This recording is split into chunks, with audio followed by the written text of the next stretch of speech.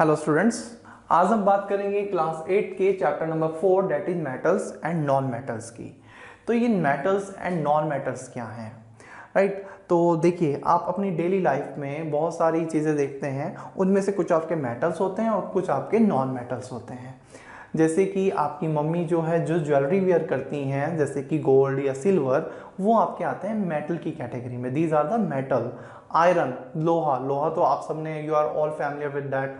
तो लोहा आपने देखा है, इट इज़ आल्सो मेटल, वो भी आपका एक मेटल है।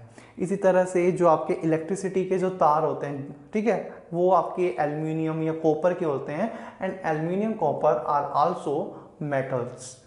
ठीक है, तो these are the examples of metals. अब बात करते हैं नॉन मेटल्स की। नॉन मेटल्स में जैसे कि आपका कार्बन है, कार्बन के एलोट्रोफ, जैसे कि आपका कोयला, उसमें आपका कार्बन होता है, that is a carbon compound. उसी तरह से आपका ग्रेफाइट देखिए, वैसे आपको नाम से नहीं पता होगा, लेकिन आप जो पेंसिल यूज करते हैं लोअर क्लासेस में, जो आप पेंसिल यूज करते हैं या अभी भी करते होंगे, ये जो डायग्राम बनाते हो, जो पेंसिल आप यूज करते हैं, तो उसमें जो वो ग्रे कलर का जो सब्सटेंस होता है जिससे आप लिखते हैं, वो आपका ग्रेफाइट होता है, and it is a compound of carbon. इसी तरह से आपका diamond is also an allotrope of carbon, वो भी कार्बन का ही एक एलोट्रोफ है। और राइट, तो these are all the non metals. ठीक है, राइट। उसी तरह से ऑक्सीजन जो आप इनहेल कर रहे हैं, जिंदा रहने के लिए जो आपको जो गैस चाहिए, दैट इज ऑक्सीजन। तो वो ऑक्सीजन जो है वो भी आपकी नॉन मेटल्स में आती है। हाइड्रोजन जो है, हाइड्रोजन भी आपकी गैस होती है, right, it is also a non metal. उसी तरह से कुछ और आपके एलिमेंट्स हैं, जैसे कि आपका सल्फर, आयोडीन, ये भी आपके नॉन मेटल्स में आते हैं। तो these are the examples of non metals, right. तो हमारा जो भी मटेरियल हमारे हैं, right, classification of materials, right. तो मटेरियल्स जो है दो कैटेगरी में डिवाइड कर दिए। Materials have been classified into two categories, one is of metals, right, और मेटल्स में आपके आते हैं, right, like iron, gold, silver, copper, aluminium. उसी तरह से कुछ और है, like zinc, right, sodium, and one more is, आप यहाँ पे एग्जांपल ले मरकरी, बिकॉज, राइट, मरकरी देखिए, मरकरी आपने कहाँ देखा है? मरकरी जो है आपका, जो आप थर्मामीटर घरों में यूज करते हैं, राइट, उसमें जो वो, जिससे आपको पता लगता है कि टेम्परेचर कितना है, जो वो फ्लूइड, जो उसमें लिक्विड टाइप का जो होता है, वो आपकी मरकरी होती है। ठीक है, and it is also a metal, वो भी मेटल की कैटेगरी में आता है, राइट। वो कैसे हैं कि भाई ये आपके मेटल हैं, वो आपके नॉन मेटल हैं, वो किस बेसिस पे हैं, वो जब आप इनकी फिजिकल और केमिकल प्रॉपर्टीज करेंगे तो वहां पे आपको पता लगेगा, राइट। तो राइट, इस तरह से नॉन मेटल्स के आपके एग्जांपल्स, जैसे कि आपका carbon, sulphur,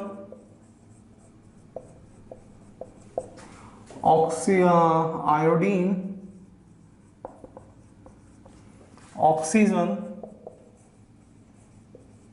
hydrogen, bromine, right, these are the examples of non metals. अब हम बात कर रहे थे कि कार्बन के एलोट्रॉफ्स होते हैं कुछ।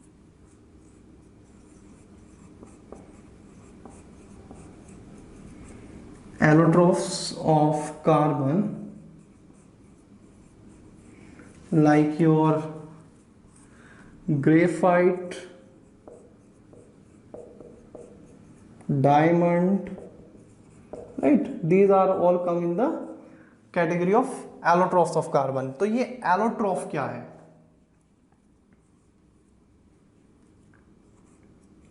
राइट? तो ये आपका जो एलोट्रोफ क्या है, एलोट्रोफ क्या है कि देखिए आपका ग्रेफाइट आपने देखा हुआ है जो आपका पेंसिल में यूज होता है, डायमंड आपने देखा, दोनों क्या सॉलिड फॉर्म में है ना। तो जब आपका कोई कंपाउंड, कोई मेटल या नॉन मेटल जो है आपका जब एक स्टेट में एक से ज़्यादा फॉर्म में रहता है, यानी कि सॉलिड में ही वो कई तरह की फॉर्म है। देखिए ग्रेफाइट आप देखेंगे और डायमंड देखिए, दोनों में कितना अंतर है ना। कोई कह नहीं सकता कि दोनों जो है भाई भाई हैं, राइट। तो इसको हम बोलते हैं एलोट्रॉफ। यूनिक प्रॉपर्टी जो है कार्बन के पास ही होती है। आपने आयरन देखिए जैसा मिलता है वैसा ही है, कोई दूसरी फॉर्म तो नहीं है उसकी। गोल्ड है आपका, गोल्ड जैसा दिखता है वही एक ही फॉर्म है उसकी गोल्ड की, है ना। लेकिन यहाँ पे आपके ये ग्रेफाइट और डायमंड ये आपके राइट, लेकिन यहाँ पे ऐसा है कि ग्रेफाइट डायमंड दोनों कार्बन ही है, लेकिन ऐसे आपका कोल हो गया, कोयला, राइट। तो ये सब आपकी ये जो यूनिक प्रॉपर्टी है वो कार्बन के पास होती है, राइट। और इसको हम बोलते हैं एलोट्रॉफ्स ऑफ कार्बन, राइट। चलो भाई नोट कर लिया। अब हम चलते हैं फिजिकल प्रॉपर्टीज की तरफ। पहला जो हमारा यहाँ पे टॉपिक है that is the physical properties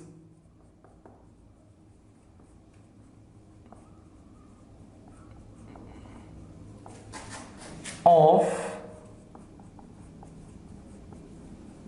metals and non-metals, right. तो देखिए हमने यहाँ क्या किया, इनको जो है दो कैटेगरी में डिवाइड कर दिया, है ना। बीच में एक लाइन खींच दी, एक बाउंड्री बना दी कि इधर आपका हिंदुस्तान और इधर जो है पाकिस्तान, इधर आपके मेटल्स और इधर जो आपके नॉन मेटल्स। तो इधर आपके मेटल्स और इधर जो आपके नॉन मेटल्स। तो सबसे पहले हम इसमें बात करेंगे प्रॉपर्टी जो है that is physical state. Physical state, what do you mean by physical state?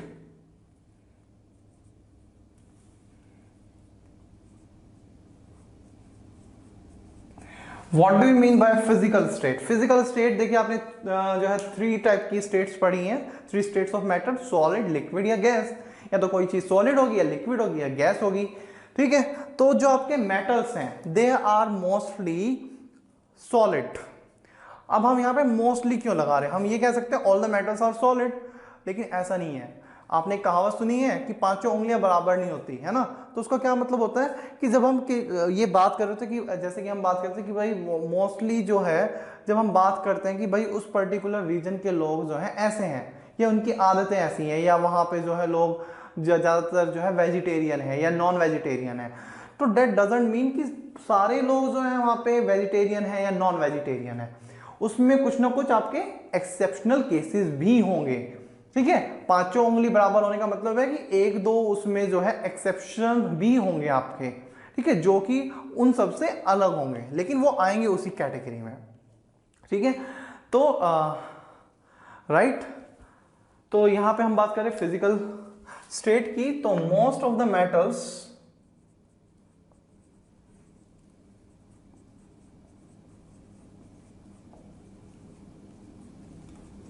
Are solid.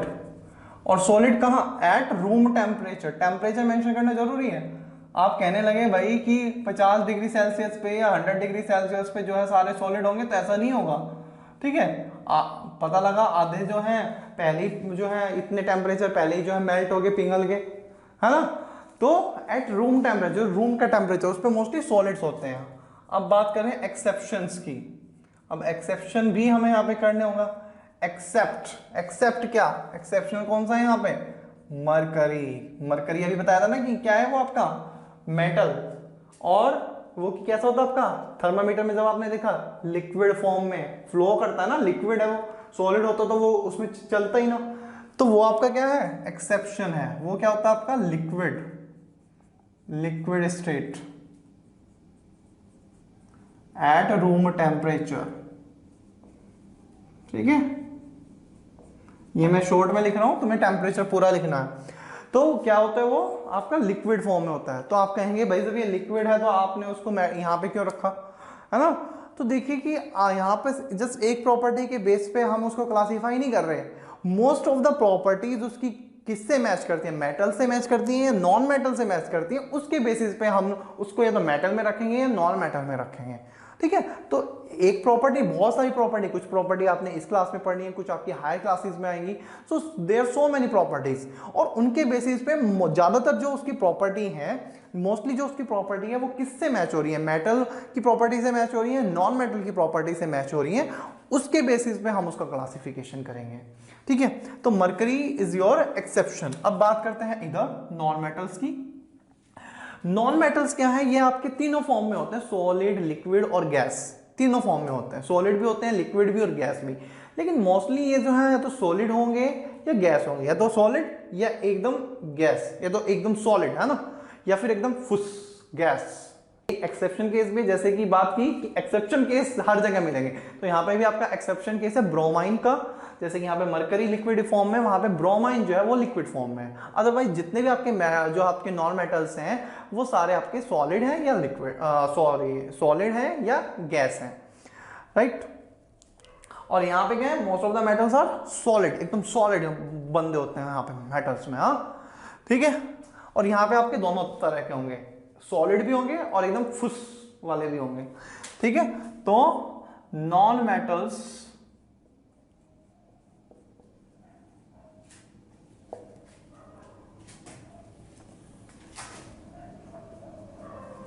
यहां पे लिखेंगे most of the non metals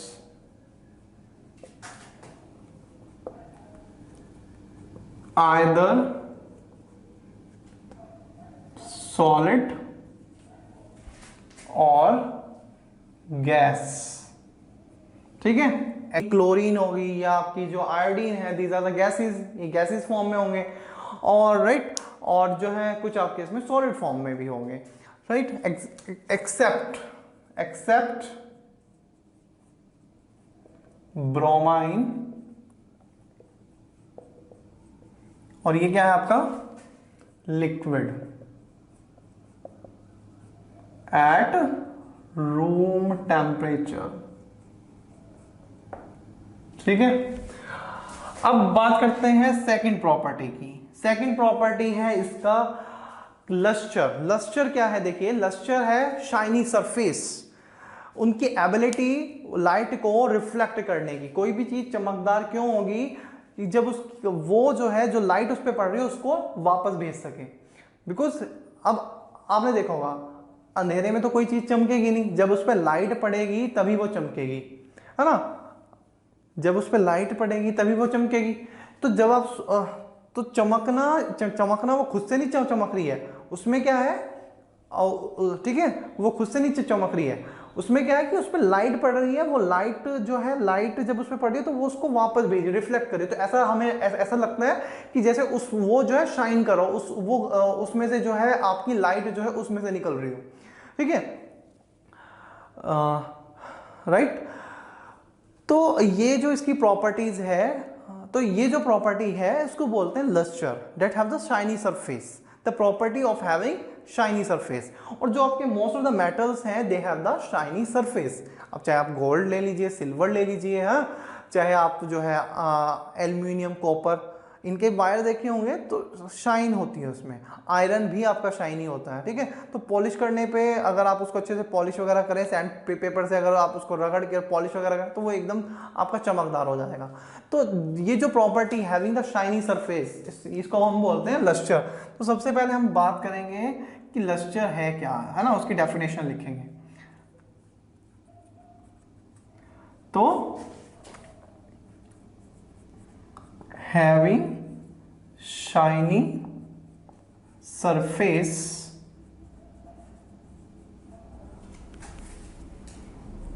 किसकी वजह से, due to the ability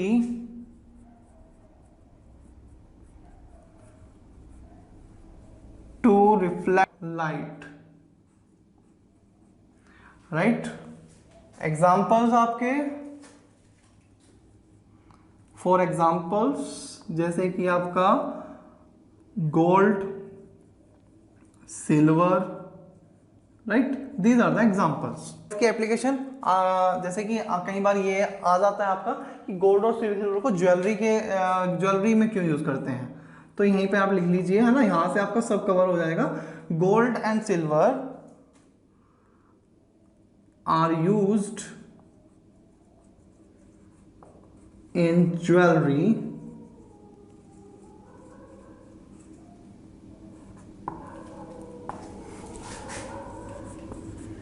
due to having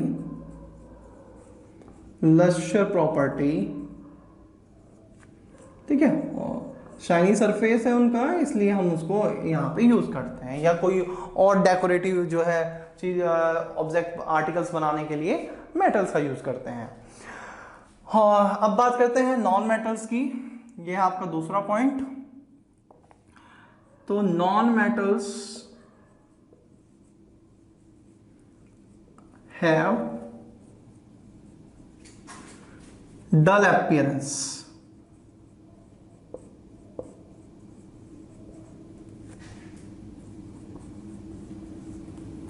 dull appearance मतलब कि जैसे शाइन का उल्टा क्या होता है, डल, जिसमें चमक ही ना हो, एकदम बुझा बुझा सा, है ना, में आपकी शाइन ना हो। एक्सेप्शन के बारे में बात करेंगे, जैसे कि ग्रेफाइट हो गया आपका और आयोडीन हो गया। आयोडीन में भी आपकी चमक होती है। ग्रेफाइट जो आपने देखो पेंसिल का जो आप यूज करते हैं ना, वो उसमें भी देखा होगा, उसमें भी अगर नहीं देखा तो आप देख सकते हैं, जब आप उसको लाइट के पास लेके जाएंगे या तो उसमें भी आपको चमक दिखाई देगी, लाइट उसमें से, जैसे लाइट उसमें निकल रही हो ऐसा दिखाई देगा, है ना। तो इट मीन्स कि उसमें शाइनी सरफेस है, ठीक है, मतलब कि लस्टर है उसमें, राइट। तो ये जो प्रॉपर्टी है इसको लस्टर बोलते हैं, जब वो आपका जो सरफेस है वो शाइन करे, लाइट को रिफ्लेक्ट बैक करे, राइट। अब तीसरी प्रॉपर्टी की तरफ बढ़ते हैं। तीसरी जो प्रॉपर्टी है दैट इज योर हार्डनेस।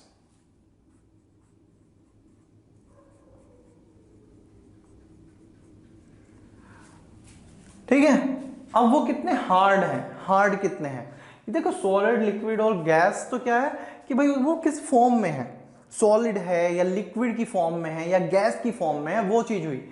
अब जरूरत हो ना कि जितने भी मेटल सब हार्ड ही होंगे, जितने भी जितने भी आपके सॉलिड हैं वो सारे आपके बहुत जो है हार्ड होते हैं, कुछ आपके हार्ड होंगे कुछ आपके सॉफ्ट होंगे। Solid is a state of matter. अब फर्दर वो जो है आपका सॉफ्ट है हार्ड है वो डिपेंड करता है, राइट।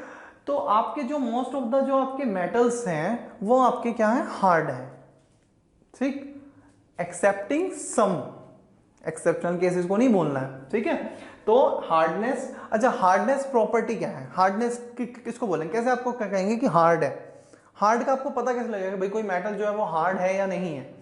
तो हार्ड हार्ड होने का मतलब है कि आप उसको किसी कटिंग टूल से, जैसे नाइफ हो गया, उससे जब आप उसको काट के देख रहे हैं, ठीक है, तो वो जितना इजिली कट जाएगा इतना, इसका मतलब वो सॉफ्ट है उतना ही, और जितना आपको उसको मुश्किल या जब वो नहीं उससे कटेगा तो मतलब वो उतना ही आपका हार्ड है।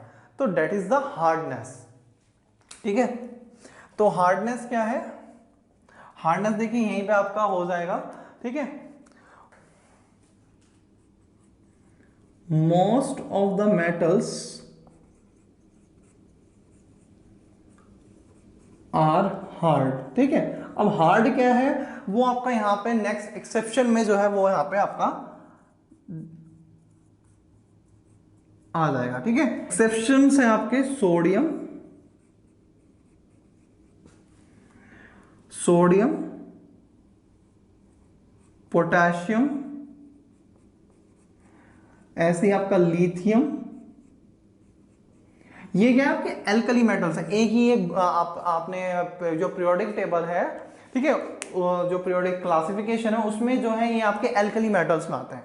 तो एल्कली मेटल्स जो है जैसे सोडियम पोटेशियम लिथियम हो गया, ये आपके सॉफ्ट होते हैं, राइट। तो ये जो है ये आपके सॉफ्ट होते हैं। तो यहां पे देखिए, अब यहां से आपको पता लग जाएगा कि हार्डनेस कैसे हम डिफाइन कर रहे हैं।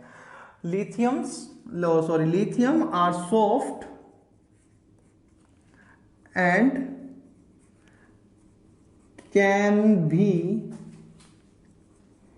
easily cut with the help of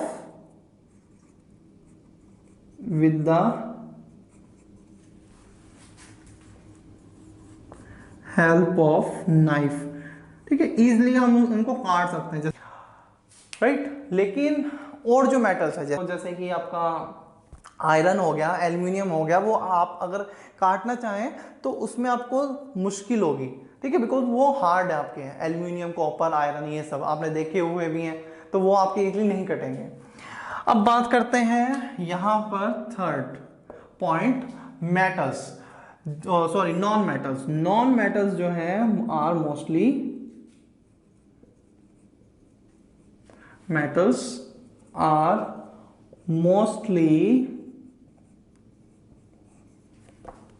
क्या होंगे, सॉफ्ट। उल्टा है भाई, है ना, अगर मेटल्स हार्ड है तो ये आपके सॉफ्ट होंगे। एक्सेप्शन, एक्सेप्शन नहीं बोलना है, एक्सेप्शन, एक्सेप्ट क्या, डायमंड। डायमंड जो है, डायमंड आपका नॉन मेटल है, but diamond is the hardest non substance. Hardest diamond is the hardest non substance।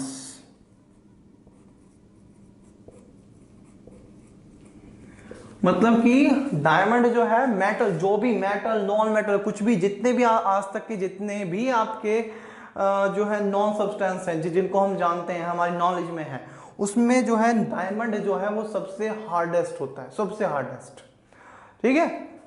तो अब आप ये मत कहना कि ये भाई हमने यहाँ पे क्यों नहीं रखा इस कैटेगरी में, ठीक है, बिकॉज और भी आपकी प्रॉपर्टीज हैं, जस्ट एक हार्ड होने से हम इसको इसमें नहीं रख सकते। और वैसे भी ये क्या है, आपका कार्बन का एलोट्रॉफ है। कार्बन आपका क्या होगा, कार्बन में आपका ग्रेफाइट भी आता है जो कि सॉफ्ट है आपका, ठीक है।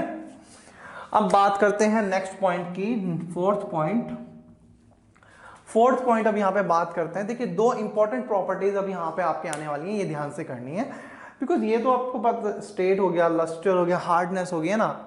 अब यहाँ पे मैलेबिलिटी एंड डक्टिलिटी, दो प्रॉपर्टी आने वाली है। तो सबसे पहले बात करते हैं मैलेबिलिटी की। What is malleability?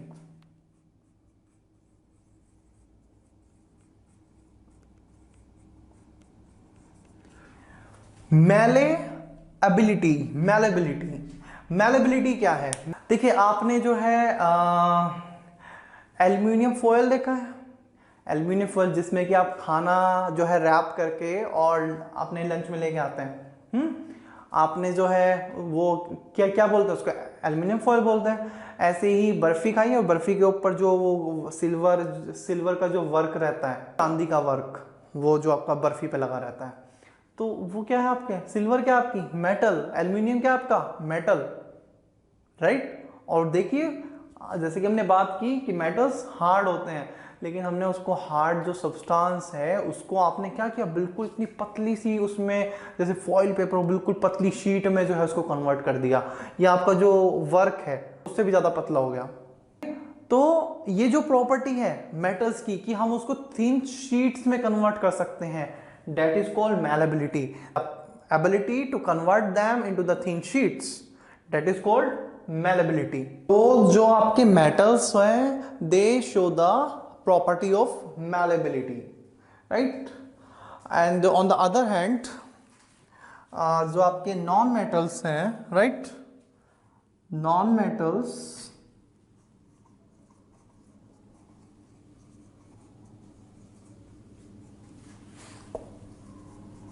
are brittle and hence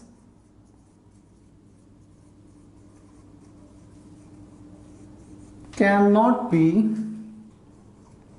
drawn, cannot be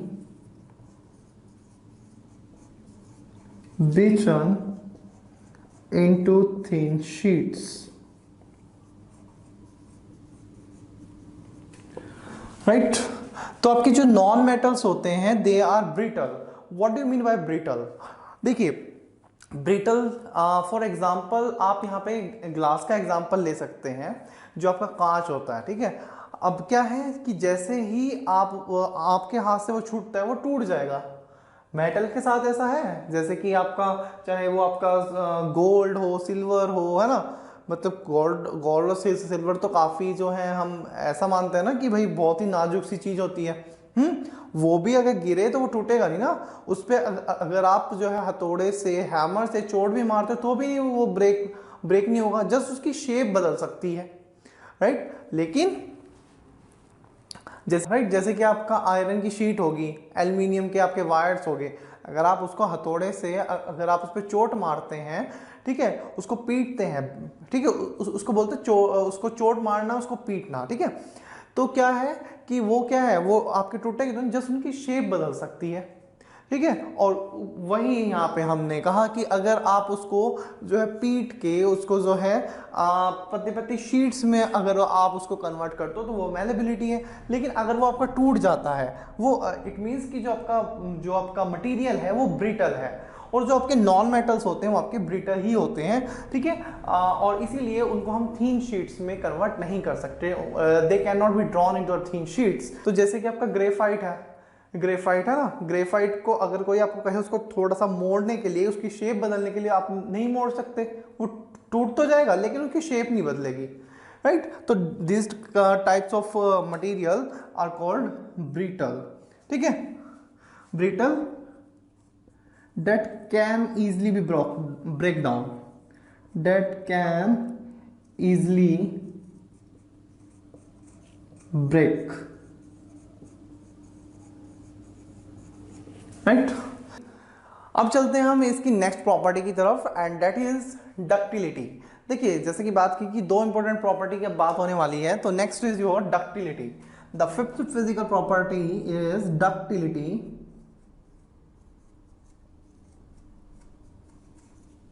and ductility means, पहले मैं यहाँ पे लिख देता हूं कि what is the ductility means, right. तो ductility, the ability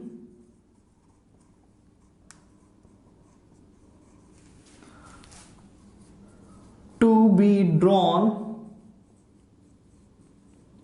into thin wires, that is called ductility। देखिए दोनों में डिफरेंस क्या है। मैलेबिलिटी था कि जब आपको पतली पतली शीट्स में, चादरों में जब उसको जो है आप ड्रॉन कर रहे हो, ठीक है, उसको कन्वर्ट कर रहे हो। डक्टिलिटी मीन्स जब आप मेटल को जो है वायर में, पतले वायर में जो है उसको कन्वर्ट कर रहे हो, that is called ductility, right. Malleability in the thin sheets, ductility in the thin wire, ठीक है। तो दोनों में डिफरेंस समझ में आया। Sheet malleability, sheet ductility wire, right. जैसे कि देखा होगा आपने कॉपर, भाई हम जो है वायर जो है, जो आपके वायर्स आते हैं वो आपके मेटल के क्यों होते हैं, ठीक है, वो आपके एल्यूमिनियम कॉपर के क्यों होते हैं, because they have the property of ductility, they have the ability to be drawn into thin wires. उनको हम इजीली जो है पतले पतले तारों में कन्वर्ट कर सकते हैं, ठीक है। इसलिए जो है हम वहां पर मेटल के ही जो है वायर वहां पर यूज करते हैं, राइट। एक सेकेंड रीजन भी है जो अभी आएगा आपका कंडक्टिविटी, बट एक रीजन आपका ये भी है because they have the property of ductility, that's why they are used, ठीक है। तो आप ये सोचिए कि भाई अगर आपके जो मेटल्स हैं आपकी डक्टिलिटी की उसमें प्रॉपर्टी ना होती तो कैसा होता, वह आपकी जो इलेक्ट्रिसिटी है वो कैसे ट्रांसमिट होती है, राइट। और जो आपके जो सबसे मोस्ट डक्टाइल जो मेटल्स हैं, right, these are the gold, then आपका आता है सिल्वर, एंड देन आता है आपका कॉपर, राइट। तो मतलब जो महंगे महंगे हैं, है ना, जितने भी आपके महंगे महंगे मेटल्स हैं, they have the good ductility. तो आप कहेंगे कि भाई जब ये इतने डक्टाइल हैं, इतने अच्छे हैं, है ना, इनकी डक्टिलिटी इतनी अच्छी है, तो उनको क्यों नहीं यूज करते। तो भाई गोल्ड और सिल्वर का भाव, सोने का भाव पता है तुम्हें, सिल्वर का, चांदी का है, सरकार को, गवर्नमेंट को जो है कितने महंगे पड़ेंगे। और दूसरी चीज, अगर गवर्नमेंट ने लगा भी दिए तो छोड़ेगा कौन वहां पे, भले ही लोगों को करंट लग जाए, लेकिन जो है वहां पे आपको तार नहीं मिलेंगे कहीं पे भी, ठीक है। तो राइट, चलो ये तो खैर मजाक था, ठीक है। तो कम टू योर पॉइंट कि जो आपके मेटल्स हैं दे आर डक्टाइल, ठीक है। और गोल्ड, और अच्छा हाँ, जैसे कि मैंने बात की कि गोल्ड जो है वो मोस्ट डक्टाइल मेटल है ना। तो देखिए आप 1 ग्राम गोल्ड से, 1 ग्राम समझते हैं ना, 1 ग्राम यानी कि आपका 1 kg में कितने ग्राम होते हैं, 1000। तो मैं एक ग्राम की बात कर रहा हूँ, 1 ग्राम की, राइट। 1 ग्राम जो है आपका बहुत ही मतलब आपको पता मिलेगा, आपके हाथ में कुछ रखा हुआ है, आप दाना सोच लीजिए, ठीक है, चीनी का जैसे दाना हो, उससे जो है आप 2 किलोमीटर लंबी तार, थिन वायर बना सकते हैं।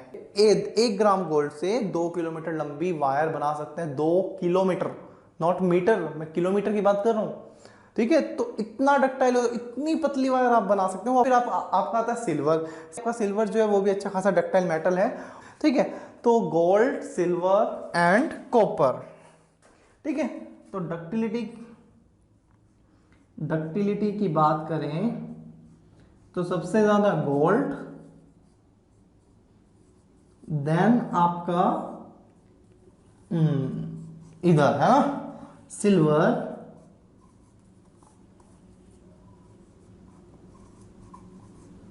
देन नंबर आता है आपका कॉपर का, राइट। लेकिन हमें यहाँ पे बजट भी देखना है ना, और भी बहुत सारी चीजें हैं, राइट।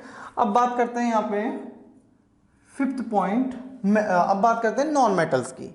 नॉन मेटल्स जैसे कि हमने बात की, वो क्या है, ब्रिटल है, टूट जाएंगे वो, ना तो थिन शीट में आप कन्वर्ट कर सकते हैं, ना ही उनको पतली वायर्स में आप कन्वर्ट कर सकते हैं, ठीक है। बिकॉज जहां आपने उस पर हथौड़ा या कुछ भी उसमें चेंज करने को, वो टूट जाएंगे, बिखर जाएंगे, ठीक है। तो नॉन मेटल्स आर ब्रिटल, तो सेम यही रीजन लिखेंगे, non metals are brittle and therefore, hence, therefore, कुछ भी, that's why, ठीक है, कुछ भी cannot be drawn into wires, right. ठीक है, तो ये आपकी 5 प्रॉपर्टी हुई। अब नेक्स्ट फिर हम यहाँ पे बात करेंगे electrical conductivity and melting and boiling point की, हीट कंडक्टिविटी की, राइट। तो ये आप यहाँ पे वीडियो पॉज करके इसको नोट कर लें, देन फिर हम अपने नेक्स्ट जो है नेक्स्ट फिजिकल प्रॉपर्टी की तरफ चलते हैं, राइट स्टूडेंट्स। अब हम बात करते हैं नेक्स्ट प्रॉपर्टी की, that is the high melting point and the boiling point, right. तो जो मेटल्स हैं उनका जो मेल्टिंग एंड बॉइलिंग पॉइंट होता है वो हाई होता है। अब ये मेल्टिंग पॉइंट और बॉइलिंग पॉइंट क्या है, ये आपको पहले पता होना चाहिए, है ना। तो बेसिक चीज़ें आपको पता हो, कंसेप्ट क्लियर हो। तो मेल्टिंग पॉइंट क्या है आपका, कि देखिए जब कोई आपका 3 फॉर्म है आपकी, सॉलिड, लिक्विड एंड गैस। तो जब भी कोई आपका मेटल, राइट, मेटल या मटेरियल, चाहे वो कुछ भी हो, जैसे कि फॉर एग्जांपल यहाँ पे, हाँ अभी हम मेटल नॉन मेटल की बात नहीं कर रहे हैं, आपको जस्ट समझाने के लिए मेल्टिंग पॉइंट और बॉइलिंग पॉइंट क्या है। तो हम यहाँ पे लेके चल रहे हैं वाटर का एग्जांपल। वाटर का सॉलिड फॉर्म क्या है आपका आइस, और लिक्विड फॉर्म में लिक्विड आपका वाटर है, और गैस में, गैस की फॉर्म में वाटर कैसा होता है आपकी, भाप की फॉर्म में, भाप, स्टीम, है ना। जब आप पानी को उबालते हैं तो उसमें से क्या निकलती है, भाप निकलती है, ठीक है, वेपर्स। तो वो कौन सी फॉर्म होगी, गैसियस फॉर्म। तो यहाँ पर क्या है कि जब आप जो है उसको जब आइस है आपकी, ठीक है, आइस क्या है, आइस जब आपकी पानी में कन्वर्ट होती है, तो जिस पॉइंट पे जो आइस है वो आपकी मेल्ट होना, पिघलना शुरू होती है, ठीक है, और जब तक वो पूरी ना पिघल जाए, वो पॉइंट आपका होता है उसका मेल्टिंग पॉइंट। हर एक मेटल का, हर एक मटेरियल का अलग अलग होता है, राइट। तो जैसे कि आपका जो वाटर है उसका मेल्टिंग पॉइंट कितना, तो 0 डिग्री सेल्सियस। 0 डिग्री सेल्सियस पे जो आपकी बर्फ है, आइस है, वो पिघलना स्टार्ट करती है, ठीक है। तो जिस पे वो मेल्ट हो रही है, पिघल रही है, जिस टेम्परेचर पे, वो आपका मेल्टिंग पॉइंट। इसी तरह से बॉइलिंग पॉइंट, जब आपका लिक्विड यानी कि वाटर जो है भाप बनना स्टार्ट हो जाए, ठीक है, तो उसको बोलते हैं बॉइलिंग पॉइंट। जब पानी आपका उबलता है, उबलने के बाद क्या है, जब उसमें खदके लगने स्टार्ट हो जाते हैं, तो वो जो आपका पानी है वो आपका वेपर बन के उड़ने लगता है, ठीक है, गैसियस फॉर्म में, वेपर्स में, ठीक। तो वहाँ पे जिस टेम्परेचर पे जो आपका जो वाटर है वो आपका वेपर में कन्वर्ट हो रहा है, that is its boiling point. और कितना होता है पानी का, 100 डिग्री सेल्सियस।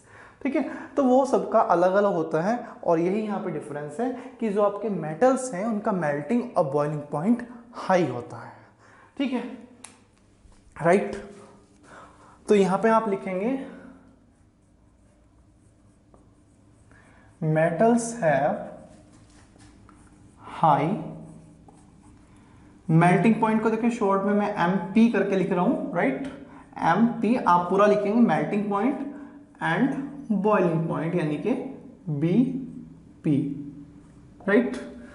और जैसे कि एक्सेप्शन हर जगह है, तो यहां पर आपका एक्सेप्शन है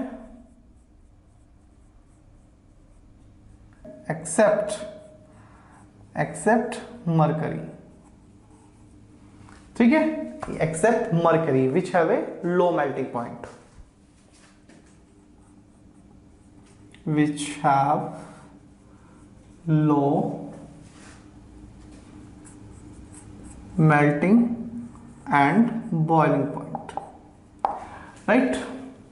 बिकॉज वो तो देखिए अब ये और ये एक आपकी कॉमन सी बात हुई भाई, अगर वो रूम टेम्परेचर पे मेल्ट हो रही है ना, रूम टेम्परेचर पे वो क्या है, लिक्विड फॉर्म में, जबकि और मेटल्स क्या है आपके सॉलिड फॉर्म में है, राइट। यानी कि उनको पिघालने के लिए हमें टेम्परेचर को क्या करना पड़ेगा, इंक्रीज करना पड़ेगा। देखिए अगर आपको कोई चीज जैसे कि आइस है, आइस को पिघलने के लिए आपको टेम्परेचर कम करना पड़ेगा या ज्यादा करना पड़ेगा, इंक्रीज करना पड़ेगा ना। जीरो तरफ आपकी माइनस में जमती है जीरो के बाद, है ना, तो आपको उसको पिघालने के लिए मेल्ट करने के लिए टेम्परेचर इंक्रीज करना पड़ेगा, जीरो पे लाओगे, और बॉईल करने के लिए और बढ़ाना पड़ेगा 100 डिग्री सेल्सियस तक। ठीक है, तो ये तो जो आपकी मरकरी है तो रूम टेम्परेचर पे ही आपकी जो है लिक्विड फॉर्म में है, डेट मीन्स कि वो पहले से ही रूम टेम्परेचर पे मेल्ट है। ठीक है, और बाकी जो सॉलिड्स हैं और बाकी जो मेटल वो सॉलिड है, यानी कि उनको मेल्ट करने के लिए टेम्परेचर और इंक्रीज करना पड़ेगा, डेट मीन्स उनका मेल्टिंग पॉइंट और बॉइलिंग पॉइंट हाई है और उसका लो होगा, राइट। अच्छा, अभी एक चीज है देखिए स्टूडेंट्स, जो अभी मैंने अभी लास्ट जो प्रॉपर्टी आपको लिखवाई मैलेबिलिटी सॉरी डक्टिलिटी, उसमें आप एक्सेप्शन वहां पे रह गए और एक्सेप्शन आप लिखेंगे zinc.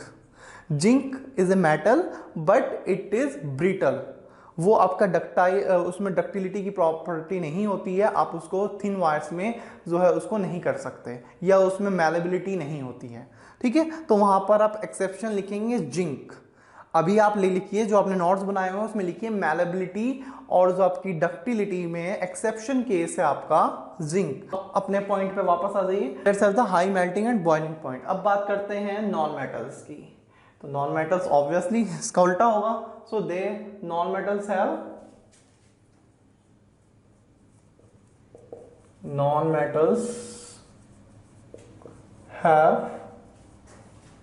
Low melting point and boiling point, right. और इसमें एक्सेप्शन लिखिए, इसमें एक्सेप्शन है इसमें आपका कार्बन, बोरॉन एंड सिलिकॉन। इनका जो है इन तीनों का जो है मेल्टिंग और बॉइलिंग पॉइंट जो है हाई होता है, right. So these are the exceptions. अब next property that is the conductivity. कौन सी conductivity, electrical and heat conductivity. Electrical and heat conductivity.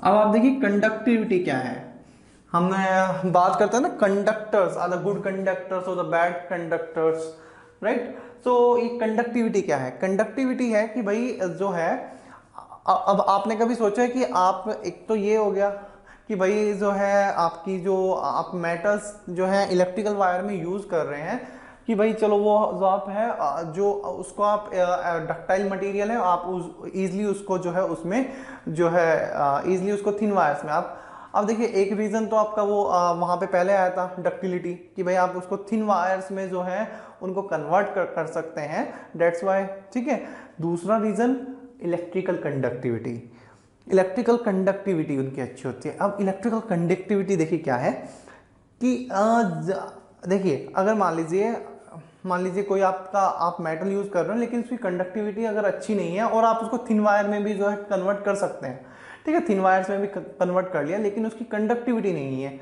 तो उसमें से करंट आपका फ्लो ही नहीं होगा।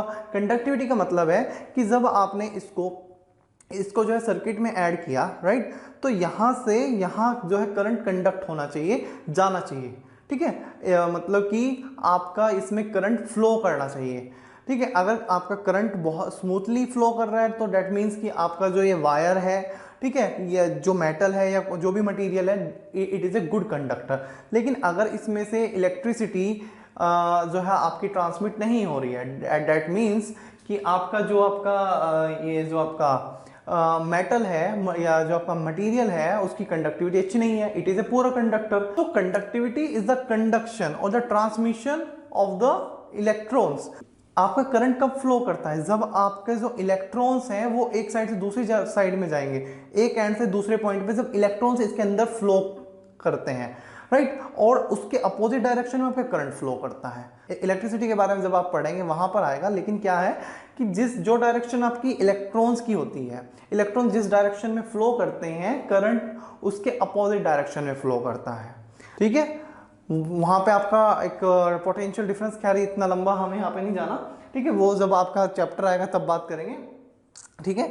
तो इलेक्ट्रिकल कंडक्टिविटी जब आपका ट्रांसमिशन हो रहा, इलेक्ट्रिसिटी आपकी कंडक्ट हो जाए, ऐसे हीट, जब हीट आपकी एक पॉइंट से दूसरे पॉइंट पे ट्रांसफर हो रही हो इजिली, तो हम उसको बोल देंगे कि that is a good conductor of heat, ठीक है। अब देखा होगा आपने मोस्टली जो मेटल्स आपके, जैसे आपका फ्राई पैन वगैरह होता है, उसमें जो है जो उसका हैंडल होता है उस पर आपकी क्या होती है, तो लकड़ी की, वुडन की, या जो है आपकी प्लास्टिक की जो है उस पर क्या होती है आपकी एक, उसके ऊपर कवर होता है ना। वो क्यों होता है? जिससे कि आपका हाथ ना जले। वुड जो आपकी लकड़ी है या जो आपकी प्लास्टिक है, they are the bad conductors, तो वहां पर हीट आपकी ट्रांसमिट नहीं हो रही है। लेकिन अगर वही आपका मेटल का ही होता पूरा, तो वहां तक हीट इजिली ट्रांसमिट होती और आपका हाथ जलता, राइट। इसी तरह से जो आपके वायर्स हैं, वायर्स के ऊपर आपका पीवीसी या प्लास्टिक की जो है उसमें कवरिंग होती है उसके ऊपर, वो किस लिए होती है? जिससे कि आपको करंट ना लगे, ठीक है, राइट। जैसे कि ये आपका, ये देखिए जैसे कि ये आपका वायर है, ठीक है, जैसे कि आपका वायर है, तो इसमें क्या है, ऊपर ये आपकी एक कवर है, वायर जो है आपका, जो इसमें जो मेटल है वो इसके अंदर है, राइट, जस्ट बिकॉज हमारी प्रोटेक्शन के लिए, बिकॉज ये जो है यहाँ से इसके थ्रू जो है आपका जो इलेक्ट्रिसिटी है, करंट जो है वो आपका कंडक्ट नहीं होगा, because it is a bad conductor. तो ये बात समझ में आई कि जो आपके मेटल्स हैं, they are the good conductors of electricity and heat, and that the reason कि जो भी आपकी इलेक्ट्रिकल वायर्स होती हैं, these are made of metal, because वही यूज करेंगे जिसमें से आपकी इलेक्ट्रिसिटी कंडक्ट हो सके। एंड दैट द रीजन जो आपके ये आप घरों में जो बर्तन आप यूज करते हैं खाना बनाने के लिए, वो आपके मेटल्स के होते हैं, बिकॉज अगर आपका मेटल के नहीं होंगे तो क्या होगा, हीट, तो जो आपने गैस पे कोई चीज रखी है उसके अंदर कुछ पका रहे हो, ठीक है, तो वहां तक तो हीट जाएगी नहीं, जब ट्रांसमिट ही नहीं होगी तो खाना तो आपका पकेगा ही नहीं, राइट। तो वहां वो आपके मेटल्स के होते हैं, लेकिन उनके जो हैंडल है जो हमें पकड़ने होते हैं वो आपके नॉन मेटल्स या जो आपके पुअर कंडक्टर्स हैं उनके होते हैं, जिससे कि हमारा हाथ ना जले, राइट। तो यहां पे आप लिखेंगे, क्या लिखेंगे? Metals are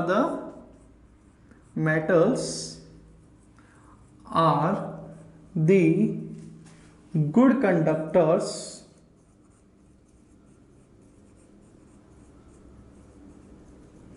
of heat and electricity, right। और इसमें जो बेस्ट कंडक्टर है वो आपका है गोल्ड, ठीक है, electrical conductivity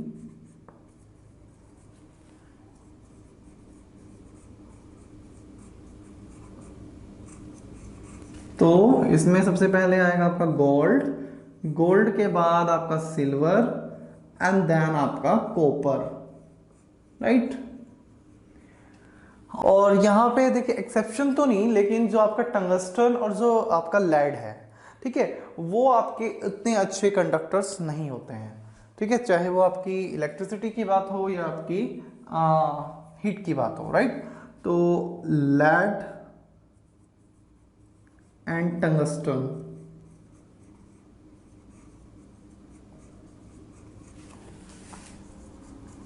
are not so good conductors।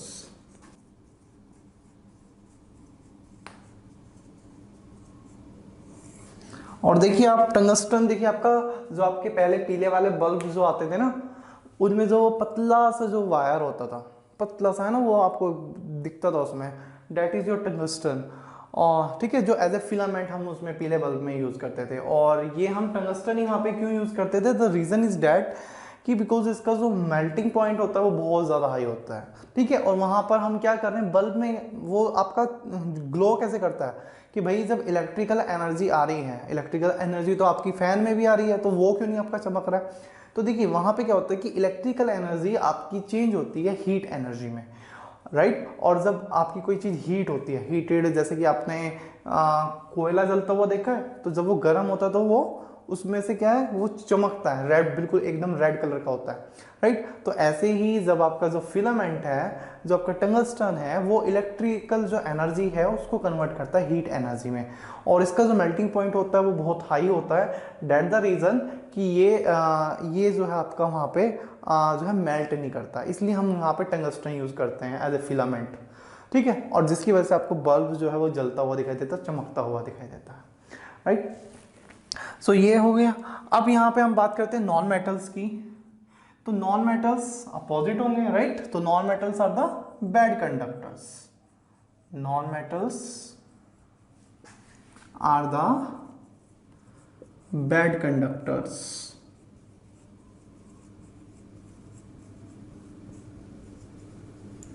of heat and electricity,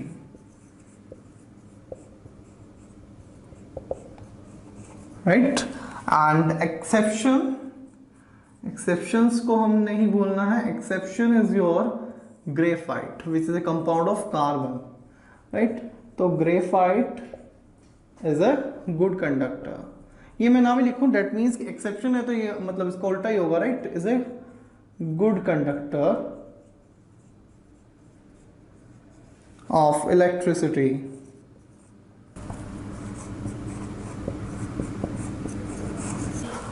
is a good conductor of electricity. अब हम चलते हैं अपनी लास्ट प्रॉपर्टी की तरफ। Last property is sonority. Sonority, देखिए सोनर, सोनर का मतलब होता है साउंड, ठीक है, सोनर मीन्स साउंड। और सोनोरिटी क्या होगा, जिसमें से आपकी साउंड जो है एक अलग ही तरह की आपकी साउंड उसमें से प्रोड्यूस्ड हो। तो आपने देखिए मेटल्स देखे होंगे कि जब आप उसको ऐसे स्ट्राइक करते हैं, है ना, उस पर हाथ मारते हैं या वो गलती से अगर गिर जाए तो उसमें से एक अलग ही आवाज़ आती है। स्कूल्स में जो आपकी बैल होती है वो भी आपकी काहे की होती है, मेटल्स की तो होती है, लोहे की होती है ना, जो आपकी बजती है, ठीक है। तो आपने मोस्टली देखा होगा कि जो आपके, राइट, तो आपके जो मेटल्स होते हैं उनमें एक अलग साउंड होता है, रिंगिंग साउंड, है ना। तो वो आपका मेटल्स में ही होता है, नॉन मेटल्स में इस तरह का साउंड आपका प्रोड्यूस नहीं होता। आप ग्रेफाइट है, ग्रेफाइट को अगर आप नीचे गिरे तो क्या होगा, कुछ आवाज़ आएगी। कोयला, कोयला भी आपका जो है कार्बन का ही कंपाउंड है, उसको गिरे तो कोई आवाज़ आएगी ऐसी कुछ। तो सोनोरिटी क्या है आपकी, द प्रॉपर्टी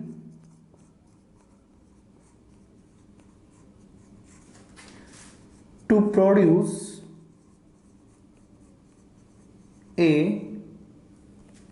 नेक्स्ट लाइन में लिख देते हैं, ठीक है। साउंड मीन्स सोनरिटी, आप अभी नोट कर लीजिए इसको। Sound, sonar is equal to, sonar means sound, आवाज, ठीक है। प्रोड्यूस ए रिंगिंग साउंड, एक रिंगिंग साउंड उसमें से आती है, ठीक है। Produce a ringing sound when struck with a hard object,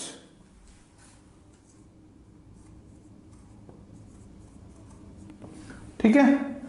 and आगे आप लिखेंगे मेटल्स हैव प्रॉपर्टी ऑफ सोनरिटी।